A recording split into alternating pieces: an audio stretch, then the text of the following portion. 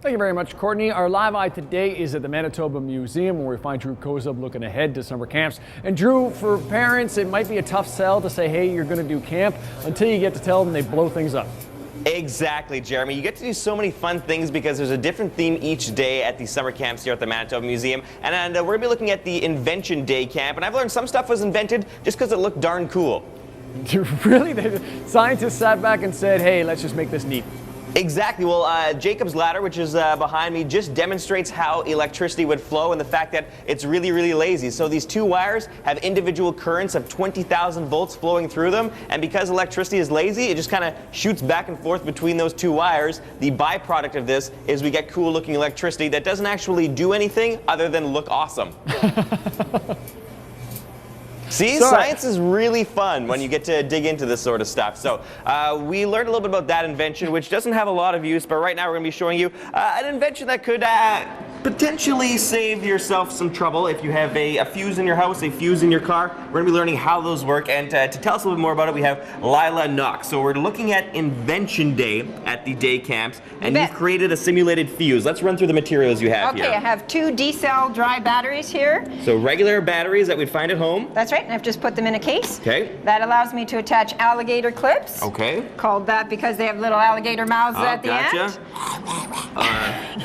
I'm just trying to be like a kid, because kids would make alligator sound effects. Okay, Drew, so you're going to put in a couple of pennies as contacts at the end of those I get it. alligators. They squeeze, yeah. All right, so this we've got wires clipped to pennies. So That's right. What is this simulating? Well, the pennies are just contacts to have the electricity flow through. We've got chemical stored energy here. It's just a flow of electrons. Will it shock you if you touch? No, but if you touched 2 ends of a buzzer or a light, it would light up. You've got a circuit here. Gotcha. So now we're going to complete that circuit with a little bit of steel wool. So what you're going to do is touch the 2 pennies to the board. Okay. Anywhere. Trapping a little bit of steel wool, and where the wool is the weakest, like a fuse, it's going to blow. Oh, look at that! Hey! So this is sort of like when you're looking at a fuse, like in your my example is like an old oven or in a car. I would say the oven. So that little wire snaps to protect the electrical equipment inside. That's right. You've just got too much flow, so it goes. The weak point is the safe point, and it just blows it off. That is really, really neat. Okay, so this is one of the activities that kids can learn about on Invention Day. Let's talk about magnetic things if we can, because so we're a lesson in what's magnetic, what's not, and we can make certain things become magnetic. We're going to make something into a magnet. So we have our same setup with the batteries and the leads. We're going to take this away. Okay. And what we have here is an iron bolt. Okay. Okay, now if we try to pick something up with that iron bolt, here's our test subject. Okay. See if anything gets picked up like a magnet there. Nothing, not even the Smurf. Not even the Smurf no, he's not going anywhere. Okay, how do we fix this? We're going to make it into a magnet or an electromagnet by attaching the leads again.